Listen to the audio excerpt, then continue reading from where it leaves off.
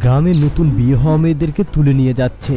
এরপর তাদেরকে ধর্ষণ করে এখানে সেখানে লাশ ফেলে রাখছে এক সাইকো কিলার। অনেক চেষ্টা করে এভাবে নববধূদের ধর্ষণ করে মেরে ফেলার রহস্য উদ্ঘাটন হয় না, তাই বাধ্য হয়ে পুলিশ অফিসার নিজেই বিয়ে করে নেয় আর ওই সাইকো কিলারের জন্য অপেক্ষা করতে থাকে।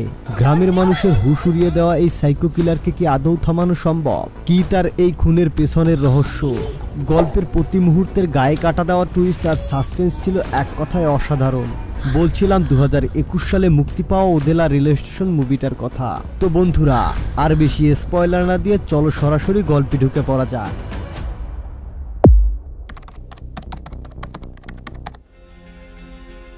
গল্পটা শুরু হয় ভারতের তেলেঙ্গানা রাজ্যের ওদেলা রেলওয়ে স্টেশন থেকে। একটা 8 থেকে 10 বছরের ছেলে দেখতে পায় একজন কর্দমাক্ত মহিলা হাতে একটি কাটা মাথা নিয়ে রেল স্টেশনের পথ ধরে হেঁটে আসছে। ছেলেটি এই অবস্থা দেখে প্রচণ্ড ভয় পেয়ে সেখান থেকে পালিয়ে যায়। এর কিছুক্ষণের মধ্যে দেখা যায় সেই মহিলা হাতে কাটা মাথাটা নিয়ে স্টেশনের পাশে অবস্থিত পুলিশ স্টেশনে এসে পৌঁছায়। মহিলার এই ধরনের কর্মকাণ্ড দেখে পুলিশ স্টেশনের সবাই ভয়ে আঁতকে ওঠে। সে সোজা গিয়ে কাটা মাথাটি এসআই টেবিলে রাখে। এটা দেখে সবাই অবাক হয়ে যায়। এরপরে দৃশ্য পরিবর্তন হয়। আমরা দেখতে পাই একটি পরিত্যক্ত কুয়া থেকে সেই কাটা মাথার বডিটিকে উদ্ধার করা হয়। আর এখানেই আমাদের সাথে পরিচিত হয় পুলিশ ইন্সপেক্টর অনুদীপের সাথে। অনুদীপ হচ্ছে একজন নিষ্ঠাবান, সৎ এবং দায়িত্বশীল অফিসার। যাই হোক বন্ধুরা, তোমরা হয়তোবা এই দৃশ্যটা দেখে আমার মতোই অবাক হয়ে গেছো, তাই না? তবে এই সব রহস্যের শেষটা দেখতে হলে তোমাদেরকে অবশ্যই পুরো ভিডিওটি দেখতে হবে। এরপর 3 মাস আগের ঘটনা দেখানো হয়। সম্প্রতি আইপিএস হওয়া police officer Anudeep Odela police স্টেশনে তার পোস্টিং হয়েছে। অনুদীপের পোস্টিং হওয়ার আগে সে তার গার্লফ্রেন্ডকে বলে এসেছে সেখানে সে 3 মাসের ট্রেনিংয়ে যাচ্ছে।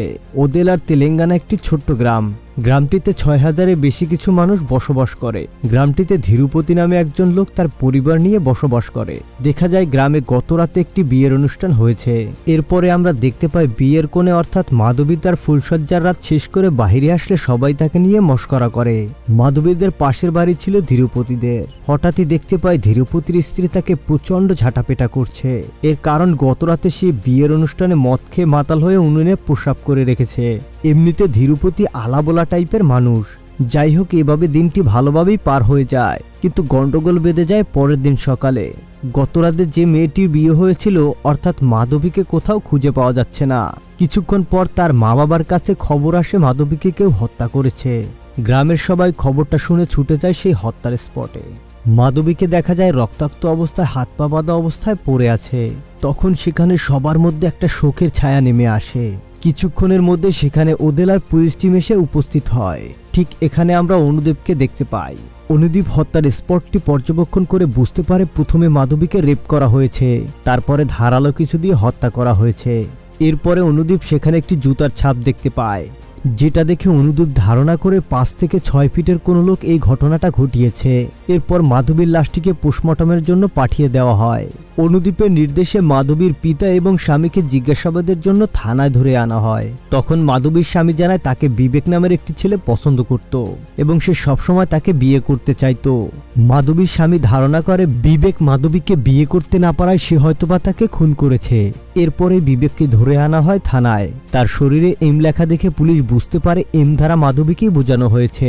জিজ্ঞাসাবাদের সময় প্রচণ্ড টর্চার করার কারণে সে স্বীকার করে মাধবীকে সে হত্যা করেছে। বিবেকের এই স্বীকারোক্তিতে অনুদীপ একটু দ্বিমত পোষণ করে।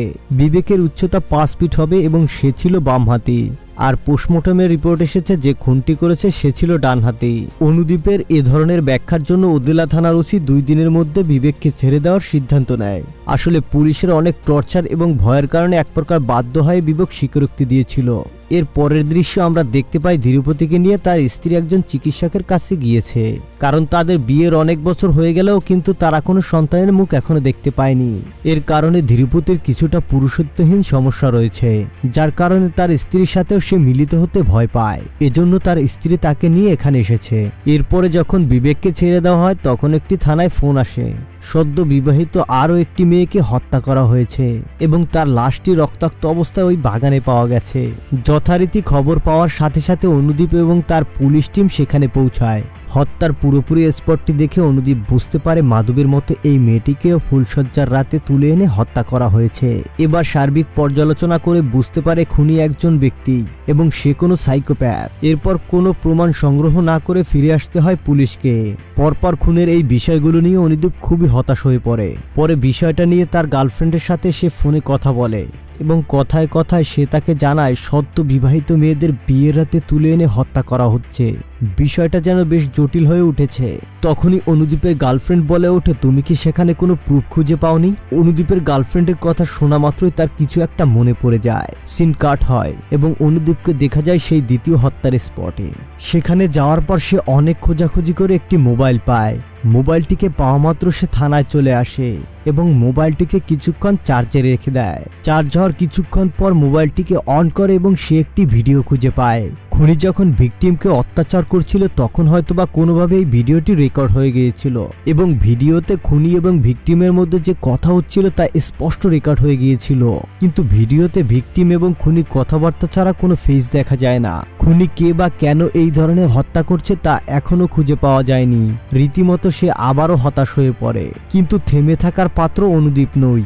ভিডিও থেকে যে ভয়েসটা পেয়েছে সে সেটা নিয়ে মালিককে খুঁজতে থাকে। গ্রামে বড় এক পুলিশ টিম সবাইকে ভয়েসটি শুনিয়ে তাদের কাছে জানতে চায় এই ভয়েস তারা চিনতে পারে কিনা, কিন্তু গ্রামের কেউ তাকে সন্তুষ্টজনক খবর দিতে পারেনি। ধীরপতিকে যখন জিজ্ঞাসা করে তখন সে এমন একটা ভাব নেয় সে যেন ভয়েসটা চিনতে পেরেছে এবং ভয়েসটা সে বারবার শুনে সে বলে এটা তো সাম্বার ভয়েসের মতো শোনাচ্ছে। সাম্বা হলো আসলে এই গ্রামেরই একজন যুবক। সে সবসময় তার সাথে একটি ক্যামেরা নিয়ে ঘুরত এবং বিভিন্ন অনুষ্ঠানের ছবি তুলে বেড়াতো। এরপরে সাম্বাকে ধরে আনা হয় থানায়। তাকে জিজ্ঞাসা করার পর সে বারবার বলে আমি কিচ্ছু করিনি, আমি নির্দোষ। তারপর ভিডিও কণ্ঠস্বর মিলিয়ে দেখা হয় এবং ম্যাচিং করেও দেখা হয় অত্যাধুনিক আইডেন্টিফাই ভয়েস সফটওয়্যার থেকে। তার ভয়েসের সাথে সাম্বার ভয়েস কোনোভাবেই ম্যাচিং করেনি। এই ঘটনার পর তারা আরও হতাশ হয়ে পড়েন। রীতিমতো তাদের উপর থেকে প্রচুর পরিমাণে চাপ আসে। এরপর অনুদীপ কথায় কথায় বলে এর একমাত্র উপায় হচ্ছে ডিএনএ টেস্ট করা এবং এর মাধ্যমেই খুনিকে শনাক্ত করা যাবে। কিন্তু থানার ওসি তার এই কথার বিরোধিতা করে, কারণ এর আগে একটি কেসের ডিএনএ রিপোর্ট আসতে প্রায় 6 মাস লেগে গেছে। তাহলে বোঝো গ্রামের সবার ডিএনএ টেস্টের সময় কত লাগতে পারে। অনুদীপ তার কথার প্রেক্ষিতে একটা হিসেব করে জানায় এই গ্রামে প্রায় 6000-এর মতো মানুষ আছে এবং এদের মধ্যে থেকে যাদের উচ্চতা 5 ফিট থেকে 6 ফিট তাদের সংখ্যা খুবই কম। তাই তাদের ডিএনএ টেস্টের রিপোর্ট আসতে বেশি সময় লাগার কথা না। এরপর ডিএনএ টেস্টের রিপোর্টের 25 জনের স্যাম্পল ল্যাবে পাঠায়। স্যাম্পলের রিপোর্ট আসতে 10 দিনের মতো সময় লেগে যাবে। তাই সে একটা কঠিন সিদ্ধান্ত নেয়। সে জানায় গ্রামে 10 দিনের মধ্যে যেন কোনো বিয়ের অনুষ্ঠান না হয়। কিন্তু তাদের এই সিদ্ধান্তে ব্যাঘাত ঘটায় গ্রামের পঞ্চায়েত। দেখা যায় এই লোক তার মেয়ের বিয়ের দিনক্ষণ ঠিক করে ফেলেছে। তখন অনুদীপ তাকে বিয়ের দিন একটু পিছিয়ে দিতে বলে। তখনই পঞ্চায়েত এই কথা শুনে রেগে যায় এবং সে বলে আমার মেয়েকে তো ছোঁয়া তো দূরের থাক, তাকানোর সাহসও কেউ পাবে না। এবং সে বলে তার ঠিক করা দিনে বিয়ের অনুষ্ঠান হবে। তারপর দেখা যায় তার সিদ্ধান্ত অনুযায়ী বিয়ের অনুষ্ঠান হচ্ছে। বিয়েতে যেন কোনো প্রকার বাধা বিপত্তি না আসে এজন্য পুলিশের পক্ষ থেকে পাহারার ব্যবস্থা করা হয়। অনুদীপ তাদেরকে বলে বিয়ের বাড়ির সকল আপডেট সময় মতো জানাতে এবং সবকিছুকে ভালোভাবে খেয়াল রাখতে। বিয়ের রাতটা ভালোভাবেই কেটে যায়, কিন্তু একটা অঘটন ঘটে যায় পরের দিন সকালে। দেখা যায় পঞ্চায়েতের মেয়ে তার বান্ধবীকে পৌঁছে দেওয়ার জন্য রেল স্টেশনে যাচ্ছে। এই বিষয়টি পুলিশ অনুদীপকে জানালে সে তাদের পিছু পিছু যেতে বলে, কারণ সে কোনো প্রকারে রিস্ক নিতে রাজি নয়। তার কথা মতো দুজন পুলিশ অফিসার তাদের পিছু পিছু যায় এবং দূর থেকে পঞ্চায়েতের মেয়ে এবং তার বান্ধবীর দিকে লক্ষ্য রাখে। এ পর্যন্ত যেন সবকিছুই ঠিকঠাক ছিল, কিন্তু হঠাৎই একটি মালবাহী ট্রেন এসে পরিস্থিতি ঘুরিয়ে দেয়। ট্রেনটি চলে যাওয়ার পরই পুলিশ দেখতে পায় পঞ্চায়েতের মেয়ে গায়েব, কিন্তু তার বান্ধবী অজ্ঞান হয়ে মাটিতে পড়ে আছে। সাথে সাথে পুলিশের পাহারাদাররা অনুদীপকে জানায় এবং তারা মেয়েটার খোঁজ করা শুরু করে। এরপরই আমরা দেখতে পাই সেই কিডন্যাপার মেয়েটিকে নিয়ে একটি ক্ষেতের মধ্যে চলে এসেছে। কিডন্যাপার একটি চাদর মুড়ি দেওয়ার কারণে তার মুখটি ভালোভাবে দেখা যায় না, কিন্তু মেয়েটির জ্ঞান ফেরা মাত্রই সে লোকটিকে দেখে চিনতে পারে। তখন মেয়েটি বলে আমাকে ছেড়ে না দিলে আমার বাবা তোর অবস্থা খারাপ করে দেবে। কিন্তু কে শুনে কার কথা। কিডন্যাপার তখন তাকে জিজ্ঞেস করে কি করেছিলি বাসর রাতে, বল কিভাবে আদর করেছিলি তোর স্বামীকে। এইসব বলার পরে কিডন্যাপার মেয়েটির উপরে ঝাঁপিয়ে পড়ে। এদিকে পুলিশ দুজন খুঁজতে খুঁজতে সেই ক্ষেতের পাশে চলে আসে এবং তারা ক্ষেতের ভিতরে খুঁজতে শুরু করে। এর মধ্যে দেখা যায় অনুদীপও তার পুলিশ টিম নিয়ে চলে এসেছে এবং খোঁজাখুঁজির এক পর্যায়ে অনুদীপ তাদেরকে দেখতে পায়। খুনি তাদের টের পেয়ে দৌড়ে পালাতে থাকে। অনুদীপ তাদের পিছনে ধাওয়া করে এবং কিছুক্ষণ ধাওয়া করার পরে সেই চাদর মুড়ি দেওয়া আসামিকে ধরে ফেলে। চাদরটিকে সরানোর পর যে লোকটিকে দেখা যায় সে লোকটি আর কেউ নয়, আর সেটা ছিল তিরুপতির ভাই রবি। এরপর অনুদীপ যখন তাকে পেটাতে শুরু করে তখন সে বলে, আমি অপরাধী নই, আমি কাউকে খুন করিনি। অন্যদিকে দেখা যায় পঞ্চায়েতের মেয়ে ততক্ষণে মারা গিয়েছে। যাই হোক, এরপর রবিকে ওদেলা থানায় নিয়ে আসা হয়। বন্ধুরা, এরপরে কি হবে তা তো তোমরা বুঝতেই পারছো। পুলিশ তাকে জিজ্ঞাসা শুরু করে এবং বেদম পেটাতে থাকে। অন্যদিকে গ্রাম পঞ্চায়েত খবর পেয়ে তৎক্ষণাৎ পুলিশ স্টেশনে চলে আসে। গ্রাম পঞ্চায়েতের কথা এবং আচরণে মনে হচ্ছিল শুধু গ্রামবাসী নয়, পুলিশের উপরে তার একটা বিশাল প্রভাব রয়েছে। ওসি পঞ্চায়েতকে 10 লক্ষ টাকা ঘুষ দিয়ে রবিকে ছাড়িয়ে নিতে চায়। যাই হোক, সে রবিকে ছাড়িয়ে নিয়ে চলে যায়। আসলে পঞ্চায়েত চাইছিল তার মেয়েকে যে খুন করছে তার বিচার সে নিজেই করবে, যদিও ওটা আইনের বাহিরে, কিন্তু ভারতের বিভিন্ন গ্রামের এ ধরনের ঘটনা ঘটে থাকে। ব্যাপারটি যখন অনুদীপ শুনতে পায় তখন সে ওসির উপর বেশ রেগে যায়। যাই হোক, এরপর তার কিছুই বলার থাকে না। অন্যদিকে দেখা যায় পঞ্চায়েত রবিকে নিয়ে বিভিন্নভাবে টর্চার করছে।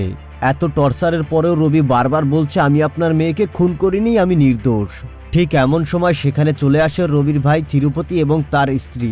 তারা পঞ্চায়েতকে বোঝানোর চেষ্টা করে রবি নির্দোষ, সে মারেনি, কিন্তু পঞ্চায়েত তাদের কোনো কথাই শুনে না। এখানে আমরা দেখতে পাই পঞ্চায়েত তার মেয়ের মৃত্যুর প্রতিশোধ নিতে পাগলা হিংসুট হয়ে গেছে। তিরুপতি এবং তার স্ত্রী তাকে বোঝাতে না পেরে স্থানীয় এমএলএর কাছে যায়, কিন্তু তার কাছে গিয়েও তারা কোনো সাহায্য পায়নি, কারণ এমএলএও পঞ্চায়েতের সম্বোধন করে। এরপর তারা এক উকিলের কাছে যায়। তার কাছে গিয়ে তারা কিছুটা আশ্বস্ত হলেও তার চার্জ শুনে তারা বাড়িতে চলে আসে। এভাবে আরো 2 দিন পার হয়ে যায়। হঠাৎই শোনা যায় গ্রামে আরো একটি সদ্য বিবাহিত মেয়ের খুন হয়েছে। এই খবরটা যখন অনুদীপ গ্রাম পঞ্চায়েতের কাছে পৌঁছায় তখন সে বুঝতে পারে তিরুপতির ভাই রবি এই খুনটা করেনি, তাই সে তাকে মুক্ত করে তার বাড়িতে পৌঁছে দিয়ে আসে। তবে এই ঘটনায় দুটো বিষয় লক্ষ্য করা যায়। গ্রাম প্রধান রাগান্বিত পুলিশের প্রতি, কারণ তারা এখনো খুনিকে ধরতে পারেনি। অন্যদিকে পুলিশ হতাশ, কে এই খুনগুলো চালিয়ে যাচ্ছে। এ সকল চিন্তা যেন অনুদীপের মাথায় একটা বড় ধরনের চাপ সৃষ্টি করছে।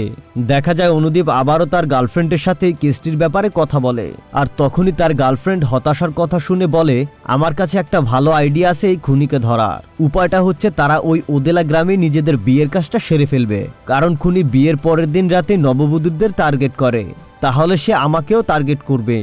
আর তুমি যদি একটু সতর্ক থাকো তাহলে অবশ্যই খুনিকে ধরে ফেলতে পারবে। তারপরে তার গার্লফ্রেন্ড তাকে একটু চিন্তা ভাবনা করতে বলে। সে তার গার্লফ্রেন্ডের অনেক জোরাজুরিতে এই সিদ্ধান্তে রাজি হয়ে যায়। এরপর তারা সিদ্ধান্ত নেয় যে তারা এই ওদেলা গ্রামে বিয়েটা করবে। এরপর প্ল্যান মতো অনুদীপ গ্রামের সবাইকে জানায় যে সে বিয়ে করবে এই গ্রামে। অনুদীপের বিয়েটাও নির্ধারিত দিনে হয়ে যায়। বিয়ের অনুষ্ঠানে অতিথিদের আপ্যায়নের জন্য হাতে কিছু টাকা দিয়ে দেয় এবং গ্রামের সকল মানুষ যেন এই বিয়েতে অংশগ্রহণ করতে পারে সেই ব্যবস্থা করে দেয়। এবার সবাই নবদম্পতিকে বাসায় পৌঁছে দিয়ে যে যার মতো বাড়িতে ফিরে যায়। এরপরে দেখা যায় রবি, তিরুপতি এবং সাম্বা তাসের আড্ডায় মেতে উঠেছে। অন্যদিকে দেখতে পাই তিরুপতি স্ত্রীর সাথে একটা আশ্চর্যজনক ঘটনা ঘটেছে। মধ্যরাতে হঠাৎ করে তার কিছুর একটা আওয়াজে ঘুম ভেঙে যায়।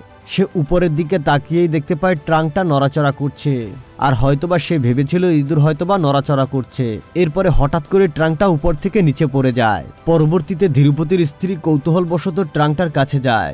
এরপর ট্রাঙ্কটা খুললে তার মাথায় যেন আকাশ ভেঙে পড়ে। ট্রাঙ্কটির মধ্যে সে দেখতে পায় মেয়েদের অনেকগুলো ব্রাশ, সোনার আংটি এবং চেন রয়েছে। এগুলো দেখার পরপরই সে সবকিছুই বুঝতে পারে। এদিকে সবাই ঘুমিয়ে গেলে সে চুপি চুপি বাইরে আসে এবং ছুটতে ছুটতে চলে আসে পঞ্চায়েতের বাড়ির দিকে। সে পঞ্চায়েতকে গিয়ে আংটিটি দেখায়। এটা দেখে পঞ্চায়েত বলে, এটা তো আমার মেয়ের এঙ্গেজমেন্টের আংটি। আংটিটি দেখে পঞ্চায়েত তার কাছে জানতে চায় সে এটা কোথায় পেল, কিন্তু তিরুপতির স্ত্রী কোনো জবাব না দিয়ে সাথে সাথে চলে যায় মাধবীদের বাড়িতে। আংটিটি দেখে মাধবীর বাবা মাও চিনতে পারে। তারা বলে, এটা তো আমাদের মেয়ে মাধবী। এরপরে সে আরো একটি ভিকটিমের বাড়িতে চলে যায় এবং সেখানে সে একই রেজাল্ট আসে। তখন আর তার বুঝতে বাকি থাকে না কে এই সিরিয়াল কিলার। এরপরে সে দৌড়াতে দৌড়াতে বাড়িতে চলে আসে। তৎক্ষণাৎ সকাল হয়ে গিয়েছিল।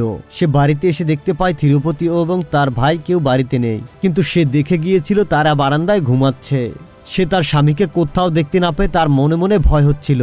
এবং সে অনুদীপকে বারবার কল দিতে থাকে, কিন্তু কেউ ফোনটা ধরছিল না। এদিকে দেখা যায় অনুদীপ খবরের কাগজ পড়ছে এবং চা খাচ্ছে।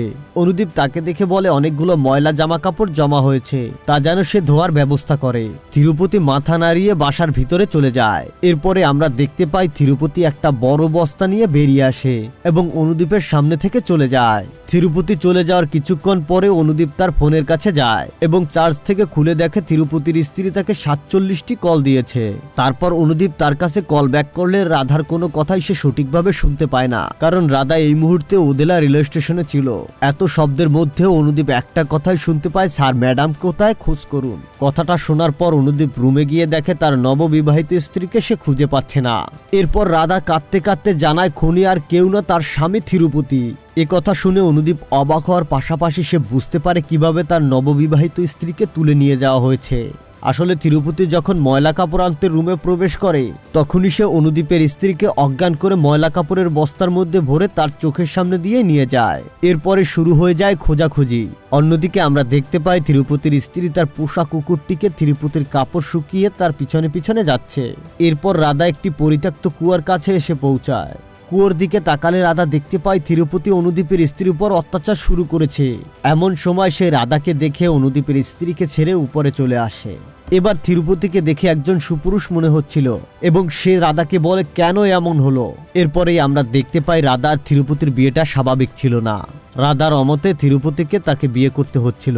ফুলসজ্জার রাতে রাধা তিরুপতিকে বিভিন্ন অপমানজনক কথা বলে এবং তাকে যে অপছন্দে বিয়ে করেছে রাধা সেটা প্রত্যেকটা অপমানজনক কথাই তাকে বুঝিয়ে দেয়। রাধার এই ধরনের আচরণের কারণে তিরুপতির মধ্যে এক ধরনের ক্ষোভ সৃষ্টি হয়। তাই সে যেহেতু ফুলসজ্জার রাত উপভোগ করতে পারেনি, এজন্য সে নববিবাহিত মেয়েদেরকে তুলে এনে তাদের বাসর রাতে প্রথমে কি করছিল এই গল্প শুনতে চায়। এরপরে সে তাদেরকে ধর্ষণ করে হত্যা করে। তিরুপতির এ ধরনের কথা শুনে রাধা তাকে বারবার অনুরোধ করে পুলিশ অফিসারের স্ত্রীকে ছেড়ে দিতে। তখনই তিরুপতি রাধাকে একটি কাঠ দিয়ে আঘাত করে কাদার মধ্যে ফেলে দেয়। এরপর সে আবারও কুয়োর মধ্যে চলে আসে এবং অনুদীপের স্ত্রীর উপর অত্যাচার চালায়। এ সময় রাধার জ্ঞান ফেরার পর সে দেখতে পায় মাঠে একটি কোদাল পড়ে রয়েছে, আর সেটি নিয়ে সে কুয়োর মধ্যে ঝাঁপিয়ে পড়ে। কুয়োর মধ্যে ঝাঁপিয়ে পড়লে তিরুপতির দেহ থেকে মাথাটা আলাদা হয়ে যায়। এরপরেই আমরা দেখতে পাই রাধা তিরুপতির কাটা মাথাটা নিয়ে স্টেশনের পথ ধরে হেঁটে আসছে, যে দৃশ্যটা আমরা গল্পের শুরুতে দেখতে পেয়েছিলাম। আর এই দৃশ্যটির মাধ্যমে গল্পটা এখানে শেষ হয়ে যায়। তোমাদের মনে হয়তোবা একটা প্রশ্ন রয়ে গিয়েছে, তিরুপতির ভাই রবিকে একই স্পট থেকে কিভাবে ধরা হয়েছিল। আসলে রবি গিয়েছিল রেল স্টেশন থেকে কিছু চুরি করার জন্য। আসলে তারা দুই ভাই একই রকম চাদর মুড়ি দেওয়ার কারণে তিরুপতির বদলে রবিকে ধরে ফেলে পুলিশ। আসলে এখানে একটা কঠিন বাস্তবতা হলো রাধা তার অমতে বিয়ে করছিল তিরুপতিকে। রাধার অবহেলা এবং তার আচরণে তিরুপতি অমানুষ এবং হিংস্র পশুতে পরিণত হয়েছিল। তার এই আচরণে ওদেলার সকল মানুষই কেঁদেছিল। এখানে কার কতটা দোষ তা আমরা বিচার করতে যাব না। আসলে রাধাদের মতো কিছু মেয়েদের জন্য ভারতে প্রতি বছর 12,000-এর বেশি পুরুষ পুরুষত্বহীনতা হারায় এবং তারা এমন সব অপকর্মে ফেসে যায়। তো বন্ধুরা, কেমন লাগলো আজকের গল্পটি কমেন্ট করে জানাতে একদমই ভুলবে না। আর তোমরা যদি এখনো এই চ্যানেলটিকে সাবস্ক্রাইব না করো তাহলে এখনই চ্যানেলটিকে দয়া করে সাবস্ক্রাইব করে দিও, কারণ তোমাদের সাপোর্ট না পেলে আমি সামনের দিকে এগিয়ে যেতে পারবো না। তোমাদের সুস্থতা কামনা করে আজকের মতো এখানেই শেষ করছি। দেখা হচ্ছে পরবর্তী ভিডিও নিয়ে খুব শীঘ্রই। ততদিন পর্যন্ত ভালো থেকো, সুস্থ থেকো। Till then, tata.